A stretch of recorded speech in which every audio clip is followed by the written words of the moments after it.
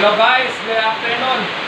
Ngayon, magluluto tayo ng macarons. So, tingnan nyo, nasa molder na ang ating mga macarons. No? Hindi ko na ipakita sa inyo kung paano i-anda ang macarons. Basta nasa molder na. Ngayon, ilalagay natin sa oven. Ang ating oven ay naka-preheat, 175 degrees Celsius. I-open natin dito. Okay, nandyan, ready na. Napakainit. Lagay natin ito. Yan. So, ito. Then, next, ito. Diyan. Next, ito. No? Okay, init. No? Tapos, isira mo yan. At tingnan mo dito sa baba, itong opening sa ating apoy, no? Tingnan, malakas ang apoy. So, dahan-dahan lang, parang ganito, Yan.